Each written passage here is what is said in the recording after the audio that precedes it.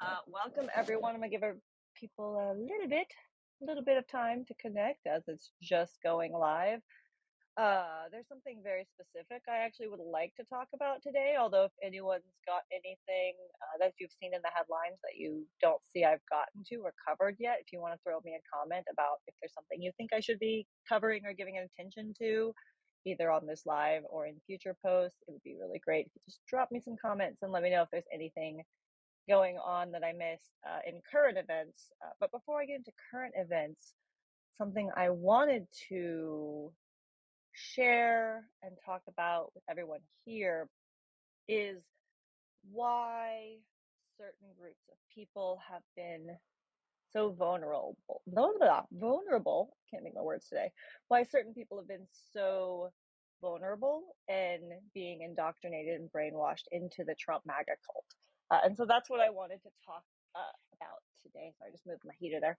And so that's what I wanted to talk about today because I grew up with some of these people who were basically groomed to be indoctrinated into some kind of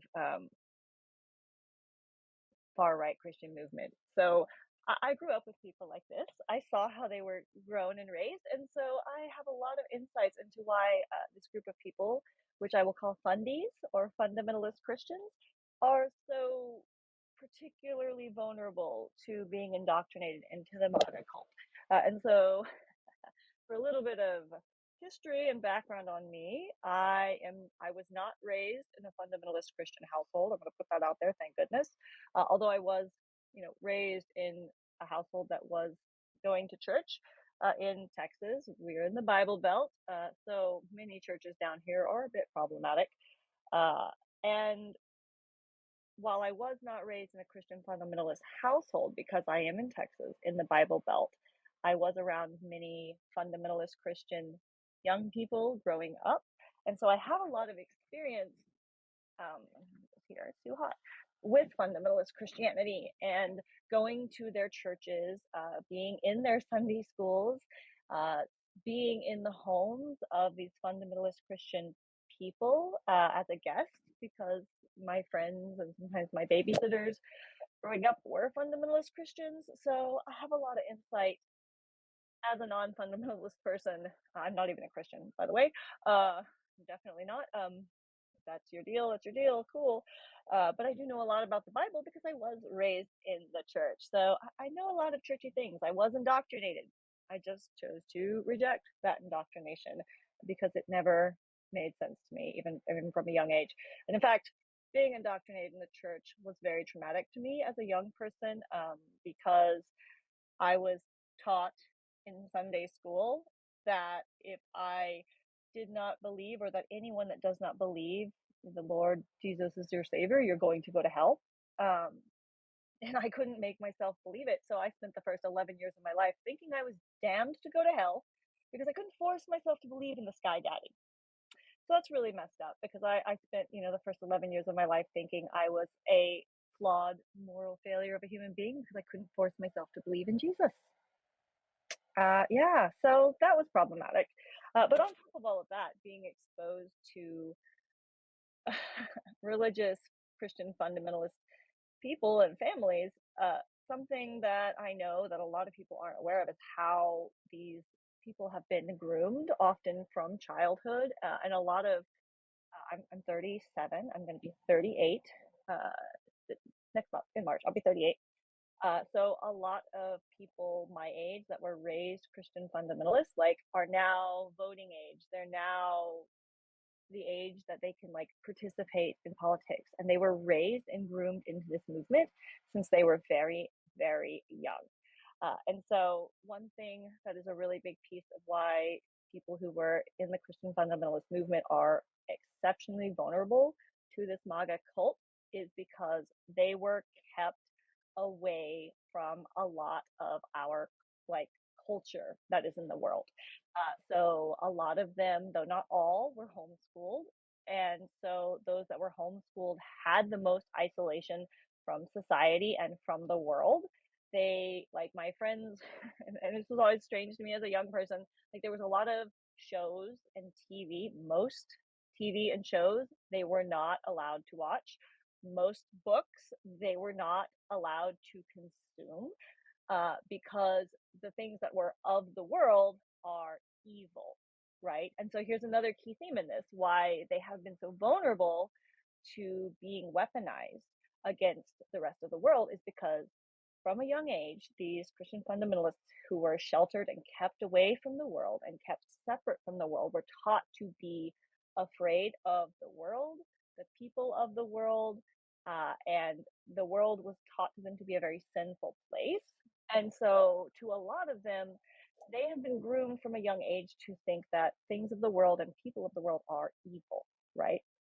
And so a lot of them also think that by abstaining from the world and keeping to themselves, they are good. They are like God's chosen people because they are not of the world, right? And the problem with that is because they think that this is a battle of good versus evil, right? And so that dehumanizes the people that are not that are to them of the world. And so in a lot of these fundies' eyes, everything is justified that they do to us because it's like this new manifest destiny basically where it's like this is evil, this is a god-given holy war, and so we are justified in anything we do because they believe they are operating under God against evil, and we are evil. Just so you know, we're wicked to them. They think we are evil. They don't even think we're people. They think we're evil. The other thing a lot of these Christian fundamentalists think about those of us who are of the world is that because we're of the world and because we don't have God, according to them, or we don't have God the proper way, the way they think we should have God, they believe that we are incapable of having our own self determination because they believe that our perspectives are too skewed by being of the world, and because we don't have God, we don't know what's good for us. So they really, a lot of them unfortunately, really do think that it is their duty to push these laws and governance that push Christianity above other religions to force us into Christianity because we don't know what's good for us because we aren't Christians. And so they want to force us in because they think they know what is better for us than we do because we're just sinners and we don't know and we're being led by the devil, and so we can't be trusted to make good decisions for ourselves because we are ungodly. So that is what a lot of these Christian fundamentalist people believe about people of the world. And so they're taught from a young age that people of the world are scary. They're taught from a young age that people of the world are enemies. They're taught from a young age a lot of um, really problematic views about the world, and they're just isolated and they're kept from reality. And so while I didn't go to, while I am not from a Christian fundamentalist family, thank goodness, I did go to a private school that had Christian fundamentalist values for a few years. And so I got to learn out of these books that a lot of the fundamentalist Christian homeschool kids learn out of. And so let me tell you, um, when you were in these indoctrination homeschooling programs, you don't have like the standardized textbooks that you're learning from. You're not learning science, and you're not learning much math other than basic math. And reading is just reading Bible stories and parodies. And you know the straw that broke the camel's back and alerted my mother that I needed to not be in this school because she just thought it was a Christian school. She didn't understand the programming that was happening. Is like she saw my homework in one of the books that I brought home from the school, and it was full of racist things talking about how brown people are lazy. And so she pulled me out of there because, I come from a multicultural family, and not everyone in my family or my ancestral lineage is a white person, even though I pass as such. So that was really shocking and disturbing. And so as soon as my mom saw that, she pulled me out of that. But a lot of these fundamentalist groups use these literature in their homeschooling packages. Another thing is like here around Texas, as we know, childcare is hard to access for poor and marginalized families. For autistic and neurodivergent children, a lot of times we are forced to put our kids in places where they may be abused or in danger, like ABA therapy, because it provides 40 hours of care while a parent does 40 hours of work. Similarly, the churches here will provide really cheap or affordable preschool especially for low-income families. And sometimes now it goes from once they're in preschool, because it's hard to get in that Head Start preschool program, they'll often stay there once you get them in the door, and they'll latch onto these families and indoctrinate them that way. But so they'll offer these private Christian schools so that they can start indoctrinating the young people in the school, because a lot of low-income families can't afford private school otherwise, or can't get into these Head Start programs, or the schools aren't working or available to them. And so the churches will use that to get children into these schools that are teaching from these very problematic workbooks that are not on curriculum, right? They aren't, like, I would not have gotten a proper education had I not been pulled out of that school in time. So it's really important to realize that, like, a lot of times we're like, we don't understand how people can be brainwashed and indoctrinated into this MAGA cult, because we have been gifted the privilege of a lot more education than a lot of these people. Like, think about the things you learn in, like, science and, like, debate and school. Like, you learn how to test hypotheses, you learn about cause and effect, right? uh, and a lot of these fundamentalists don't even have these basic scientific principles. They don't understand correlation and causation. Like, they don't have the knowledge to decipher fact from fiction. They are often faith based. So faith and blind, not blind. I don't want to use the word blind because it's kind of a dig on blind people when you say that. So they believe in faith without evidence. Um, and you just have to believe, right? But the problem about that is, like, anytime something is good, credit goes to God, even if it's your own free will. And anytime anything's bad, it's your fault. And so it really stunts people's self-esteem too. And when you're taught from a young age that you are nothing without your God, like, you really can believe you're nothing and you can't do anything without your God. You believe you're powerless. So a lot of them are completely disempowered. Uh, and for them, this religious framework is something that is mostly used to control them, right? Uh, and it just gets really, really toxic. Um, so so that's the thing a lot of people don't realize, uh, that some people are going to be a lot more vulnerable to this MAGA cult, because it's been embedded in them from the time they were very young. And so, we see these MAGA adults now who have been taught that, horrible things. They've been taught, like, my school books in this fundamentalist school, like, where it was like saying brown people are lazy. Like, they've been taught these things from a young age, right? This was in the school books in elementary school. Um, my school books, right? And then they were also taught, like, being gay is a sin. I wasn't, like, someone. I am a feminine presenting non-binary person at this point in my life. I present differently sometimes, but this is how I'm presenting right now, right? And I was very feminine presenting when I was a younger person, and I wasn't even allowed to hang out with boys. But I was a little tomboy. I liked to play with bugs, and the girls were mean to me and didn't want anything to do with me. And so I would get in trouble anytime I hung out with any boys. And I also, like, they had, like, these real weird rules about dress code. Like, um I couldn't, like, if you are present as I do, you are only allowed to wear a skirt or shorts, and you aren't allowed to have pants. Even in winter when it's freezing outside, you're not allowed to have pants. And you're also not allowed to stay inside for recess. So they would, like, make you go outside with your shorts or your skirt in the freezing cold with no pants.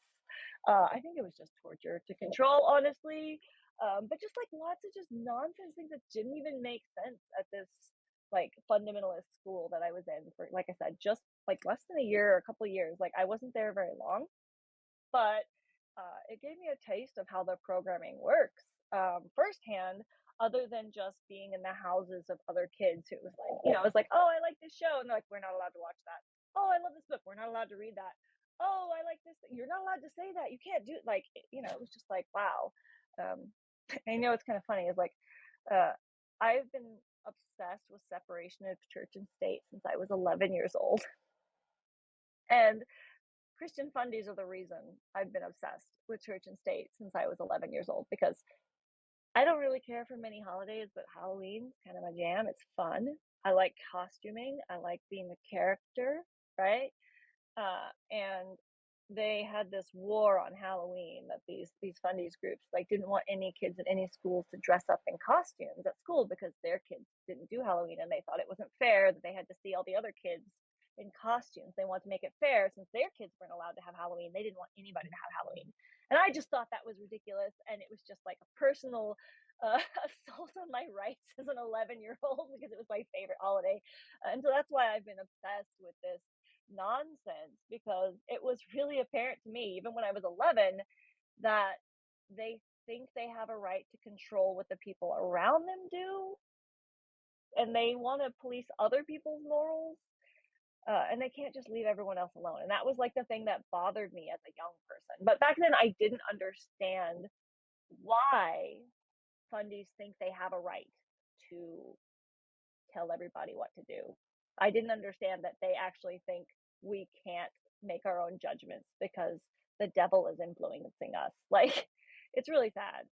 And some of them literally straight up believe in like demons and demonic possession, and that some people are literally being possessed by the devil.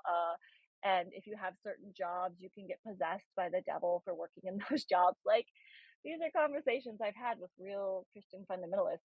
And that's the thing, is they're everywhere. They're everywhere here in Texas.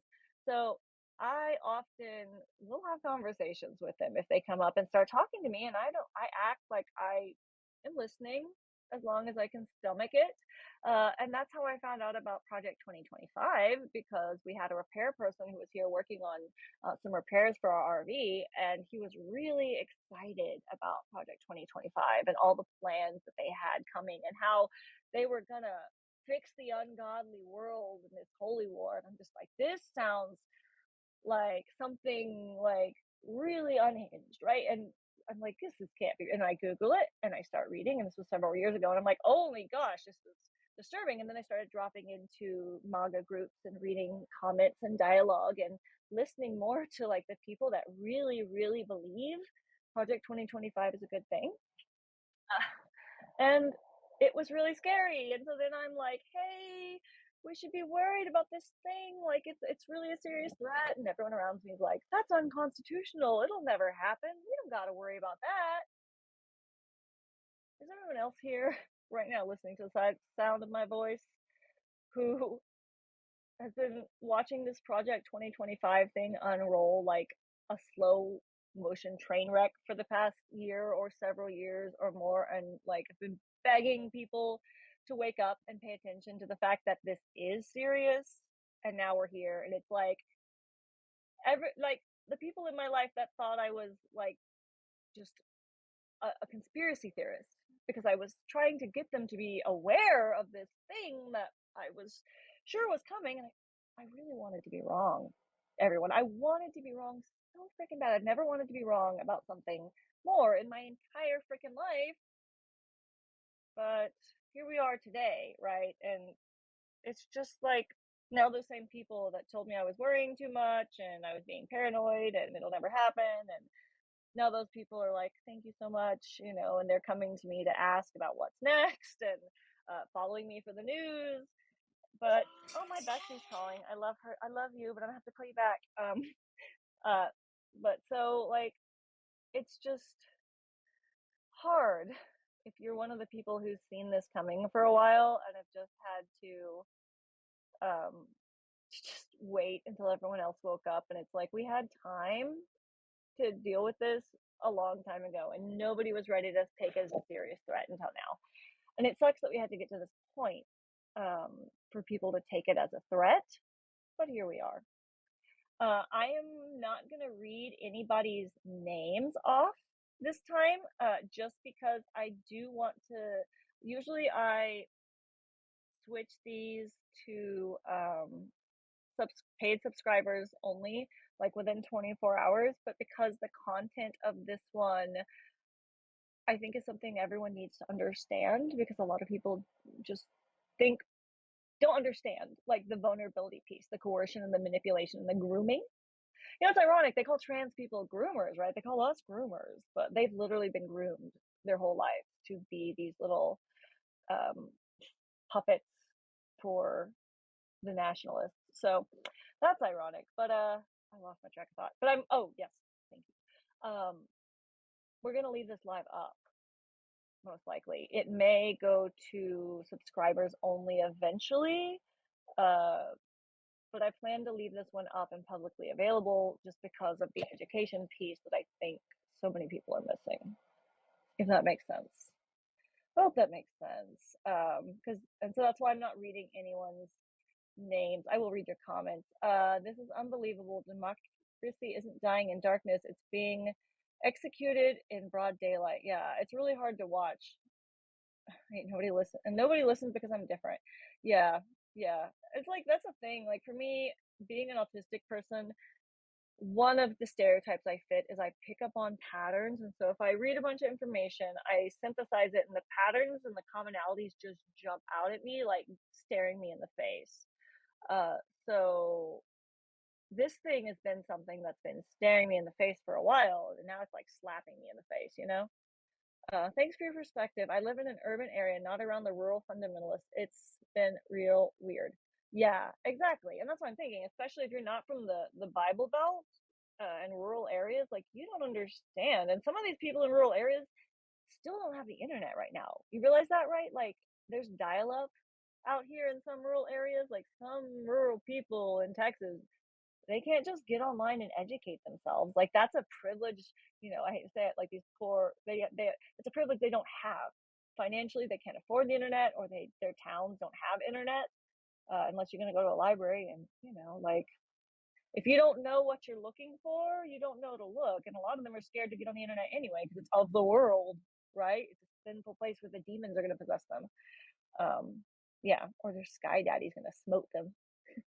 After 72 years of life experiences, I've learned an abundance of things from childhood trauma, yeah, to physical mental illness, now a new phase of life being retired. Having my realization 20 years young of, oh, yep, and then, yep, it's a blessing in disguise. I'm not going to read all of that out there just because there's some words I don't know if I say that word, you know what I mean? Yeah. But like we've all had these really, different kinds of experiences. And I think, our differences is what makes us beautiful. But the people in this group have really been groomed to believe that being the same is the key. Um, and that really is what makes this and this particular group of people so dangerous, is because uh, well, there's a few things that make them dangerous. One is, they do think they're in a holy war. We have been dehumanized in their eyes, so a lot of them don't even see us as people. They see us as um, things that are possessed by demons, or people that can't make thoughts for ourselves because they think we don't have God, and so we don't know how to make good decisions since we don't have God. So like that's what we're up against. And then the other thing that makes them dangerous is they're palling up with literal Nazis, who are literally a violent group of people historically. Like they're violent, right?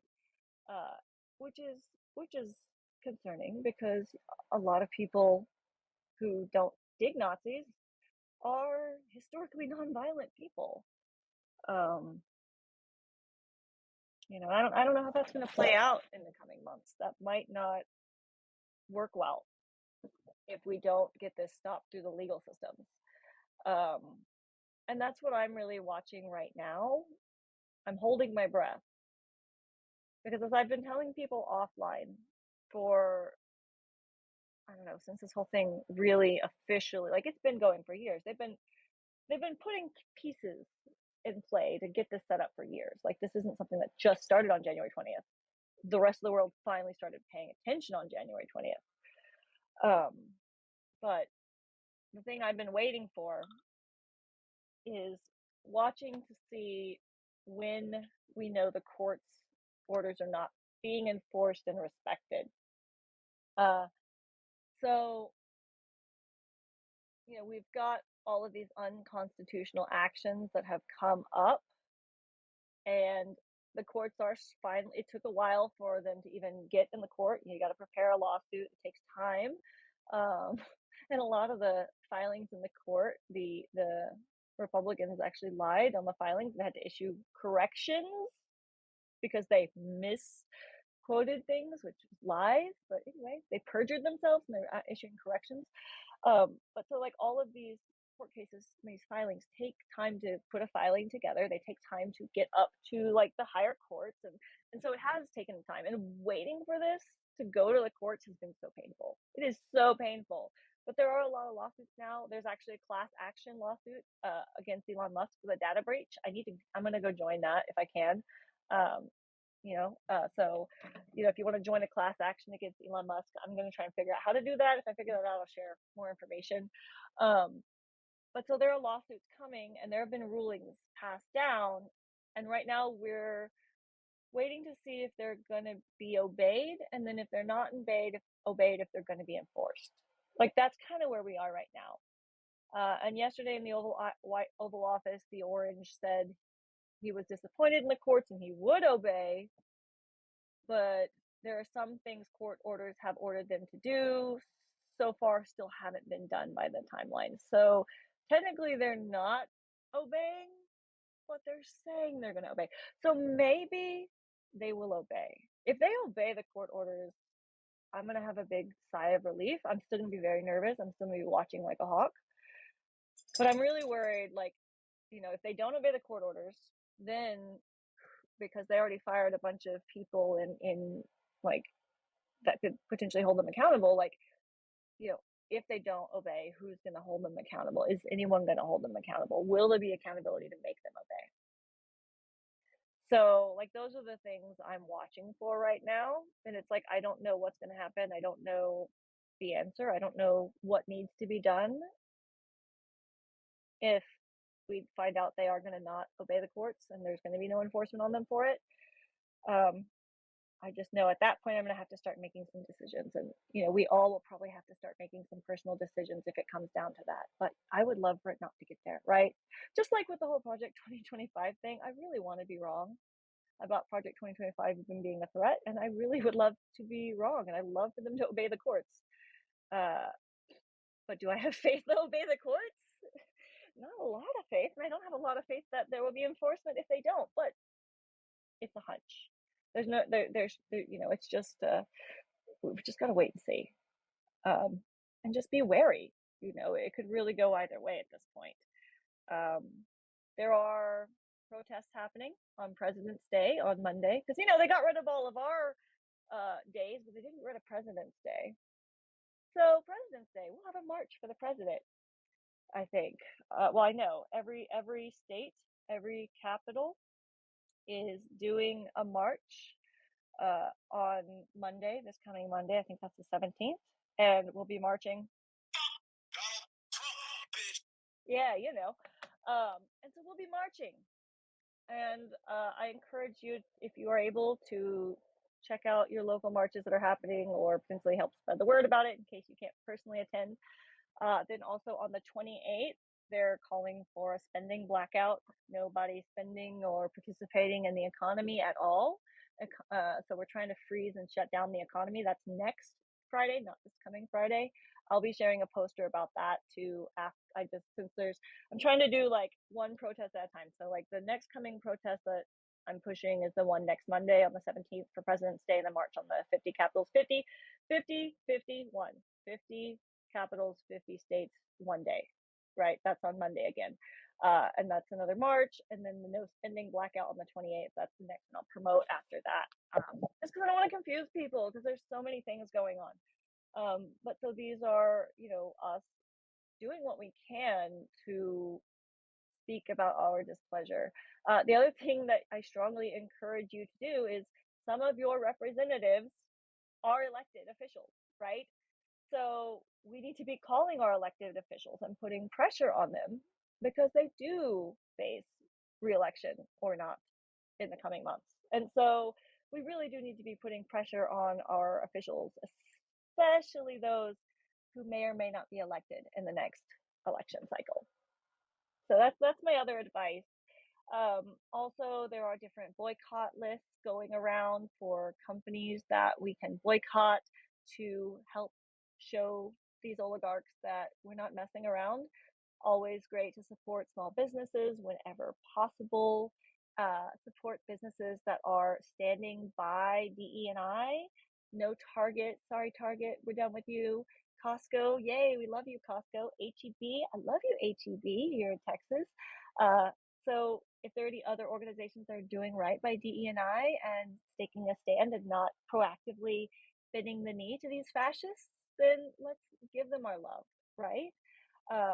And I want to say also, because some people are going to be in areas where they, like, thinking, a lot of people in urban areas don't always realize that there can be a lot of scarcity in rural areas where there are no groceries for a lot of miles, or there are no stores for a lot of miles, and you might only have like a Walmart, or you might not have a better option, or the options for certain things might be scarce, or there might just be something you can't get anywhere else.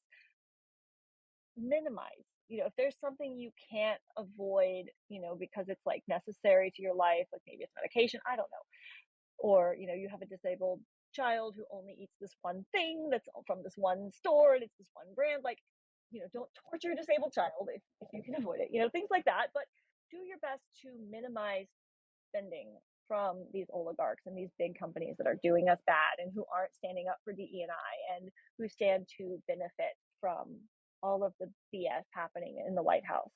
Not just, not just him, but everybody, all of them.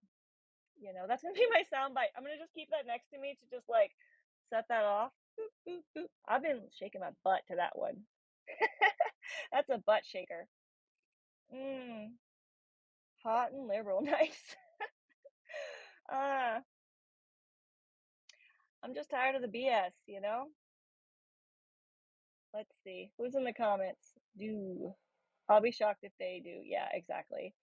I've been reading the book Nonviolent Communications by Marshall Rosenberg. 10 out of 10 recommended as we figure out how to communicate with former MAGAs who finally see the light. That's the other thing. And I put a reel out about this and it wasn't popular. And I'm going to say it again here anyway. And this might not be popular. I know we've been enjoying the videos where they have the leopards eat your face thing. Like, I know we've been enjoying it. And I will admit I snicker and I laugh about those. But remember, this isn't a left versus right thing. This is an oligarchs versus the rest of us thing. And so now that they're starting to realize they made a bad decision, we have an opportunity, everyone. We have an opportunity to bring them over to the light and help them see the errors of their ways, because some of them may have completely disagreed with Trump as a moral clause. Oh, here's the other thing I forgot when I was talking about fundamentalists, because this is a really important piece. And this one gets me. For years, the churches here in Texas, I'll put a church on blast. Potter's House Church is one of them. They have a chain of churches. They're like a chain church, chain of them, right? And they were preaching from the pulpit that if you don't vote Republican, you're not voting for God. You're voting against Christian values if you don't vote Republican. So I'm sure if this one chain church, which has churches all across the country, was telling their members that they have to vote Republican and they have to vote for the Trump to be Christian, or they aren't being godly, there are others that were doing it. And here's the thing, you're like, well, how could they vote for him? Because he's an ungodly person and he doesn't have Jesus's moral values, right? Because Jesus was love and Jesus hung out with the poor and Jesus was with the sinners. Jesus flipped the tables in the church. Yeah, I know Jesus. I was raised in the church, right? He's not my buddy. We're not friends. We're not cool like that. But I know him. He's just kind of, that martyrdom thing just doesn't do it for me. It's like, Jesus, nobody asked you to do that for them. I didn't ask, so stop throwing it in my face. But anyway, they've been told they have to vote this way, and the reason they are okay with voting for someone as morally reprehensible as the moldy orange is because a lot of them have been told he's an imperfect leader, like Saul in the Bible, like that God does things through imperfect people, and so he's God's imperfect vessel, and he's been chosen to do the work of God. And so they have to vote him in to be Christians. Even if they hate how he's a racist bigot, they had to vote him in. And these poor for people in this church. Like, they aren't allowed to marry people outside of their church. If somebody falls from grace in the church and stops going to church, they're backsliding, and you have to cut them out, and you can't like communicate with them anymore. So this is a cult. Like, it's like, people say it's the MAGA cult, and I'm like, yeah, it is, but you don't actually have an idea how cult like it is. Like, it's a cult that's been pushed through the churches here and through chain churches, right? And they are excommunicated if they leave the church. They're shunned like any other cult. Like, you can't. They backslid. Don't talk to them. They backslid. They're of the world now. This is some pretty just messed up shit, y'all. So that's who the MAGA cult is, and that's why they're so vulnerable. Yeah, married, not nice. I'm polyamorous. Mm. I don't have the same concept of marriage and relationships that a lot of people do. Not that I'm always looking. For me, in polyamory is like, I could always be dating. Could we be friends? Could we be lovers? Could we be besties? I don't know. I'm open to anything with my relationships, and I don't have to, if I have feelings of someone in some certain way, I can act on it, and I don't have to think otherwise. I get to tell my partner all about it when I come home, and vice versa. I like it. But we don't do marriage the same way. We can only hope he doesn't ever head into secret extermination measures. One of the first things he did was make sure the states had extra injection fluid and reinstate capital punishment. I'm waiting to hear what's happening at Gitmo, because for me, when they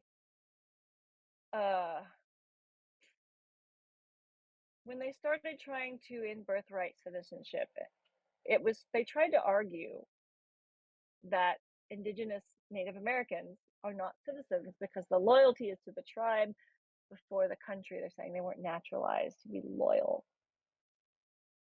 And that's alarming for two things. One thing is alarming because it's like, if they're trying to deport people, where are they going to deport Native Americans to? It makes me think they're not planning to deport people at all. Like, that's just what it makes me think. I could be wrong. And then, the other thing that was like just disturbing about this is, hang on, my brain just like shut off. Why? I'm rebooting my brain. Hang on a minute.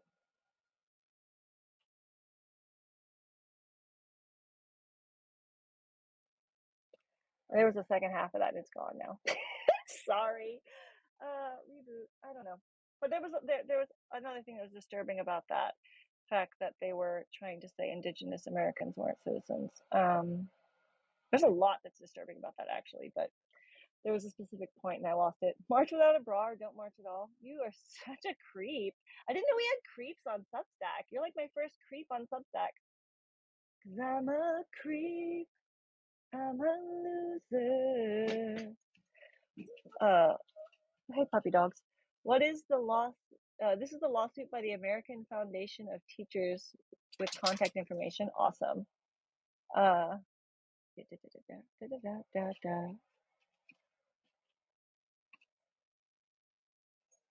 need a bra. I should ask if I could post that lawsuit link. Yeah, you can post any links. Any links, please post, share. Class action, if there was a class action against Elon for the data breach, for the access of our data, I need to find that one too. If we can find that one, that would be great, because I need to get on there. Can you put it in a note or just Substack page, Jonathan? Please. Okay, you're not talking to me. I am not Jonathan. Cool. I love that y'all are sharing links and collaborating with one another. That's so great. What's your first name? Are you asking me? I'm Lyric. My name is Lyric. My pronouns are they, them. Just try to see if there's anything in the comments that I've missed other than creepy hitting on my comments. Local churches near me in New York were saying the same stuff. Yeah.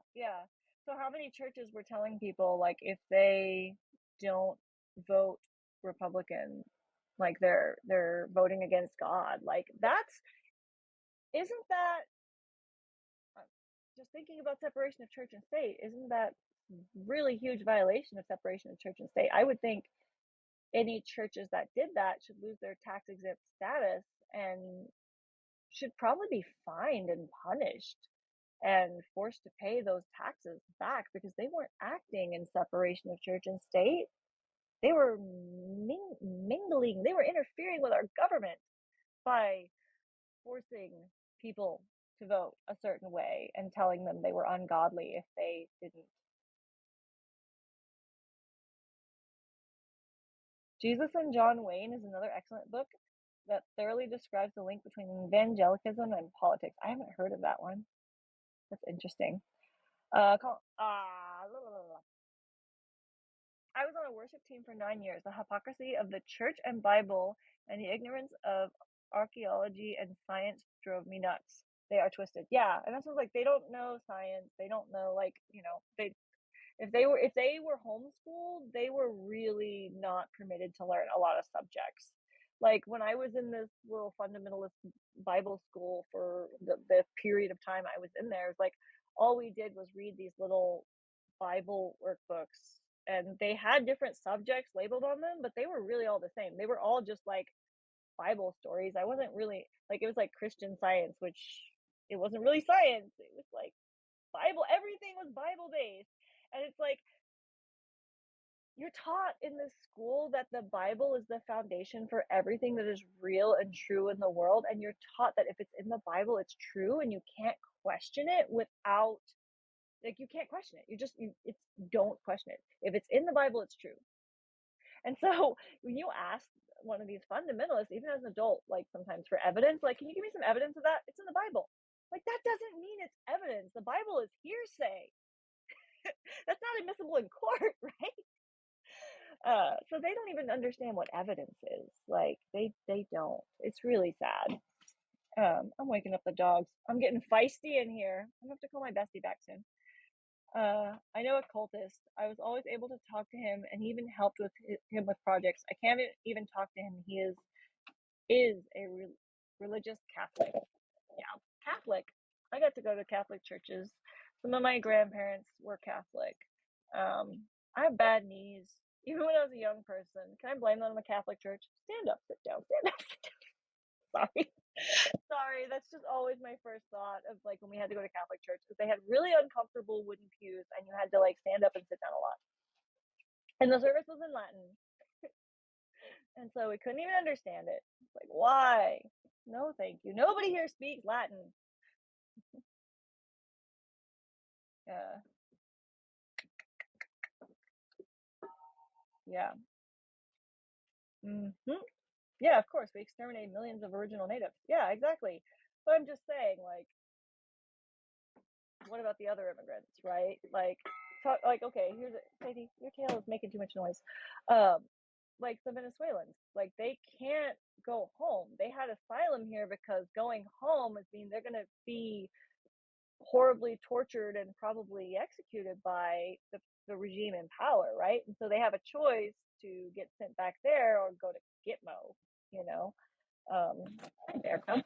And so, I think that's going to be bad because with how, okay, they're saying they want to deport so many immigrants, and that's a lot of people. And it makes me mad um, because the borders are nonsense anyway, right? My family has been in Texas since Texas was Mexico and since before Mexico was Mexico. So the borders have like crossed us so many times.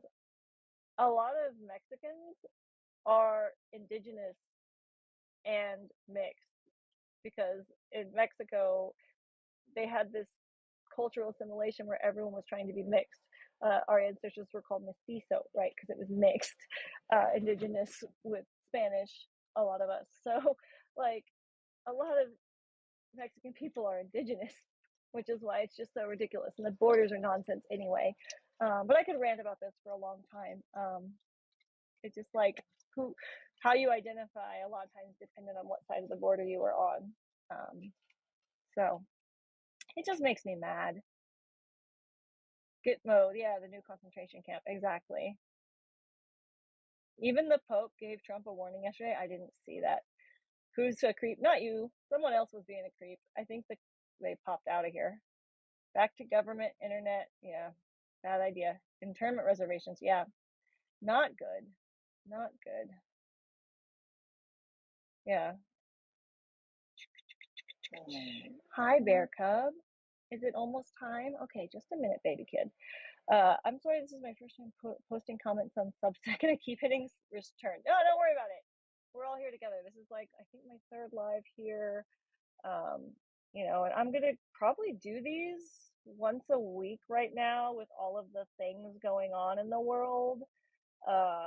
And I might come with topics like today. I really wanted to talk about why these people are so vulnerable to being indoctrinated into this MAGA cult, because I just saw so many people don't get it, and so many people didn't understand why, even if people hated Trump and his morals, they would still vote for him, even if they thought he was a racist bigot. Like, they would still vote for him because they were told that by their church they had to, because he was God's imperfect whatever. I'm just like, it's so gross. Just like the backflips they do to make excuses for things. Oh, I remember, the other thing that was concerning me is about, the when I was talking about earlier how they were trying to say Indigenous Americans might not be citizens, uh, and where are they going to send them? And then I couldn't help thinking also, if we have a work shortage because there's no immigrants, because a lot of Americans are not willing to do a lot of these jobs immigrants were doing, there's a detention camp not far from where I am now, and we don't know the details of. They won't release any details about it, but the workers there can take work jobs for $1 a day. $1 a day for an ICE detention camp worker. So that's what disturbs me. It's there's signs pointing to not having a lot of incentive to let people go, and that scares me. Chicka chicka chicka chicka. Pentecostal, yeah, the Pentecostal women would bring pies and baked goods, the best pies ever. There's a little Pentecostal church, such good pies. Convert you with pies, right? Pies and banana bread. Do they do that everywhere, or is that just something here? Yeah, I don't really know much about them except for how their hairs were really long and they didn't cut their hair, and it was really long. My mom did some of their hair. They would come and bring pies and she would brush out and wash their hair for them. I'll be all right, but yeah, the trans community and neurodivergent people are in a lot of danger right now. And thank you for being aware of that, because there's just some people in the world that are just like, why are you so stressed out right now? And I'm like, I work in diversity, equity, inclusion, and accessibility. I'm a neurodivergent, gender fluid person. Why wouldn't I be stressed out right now, right?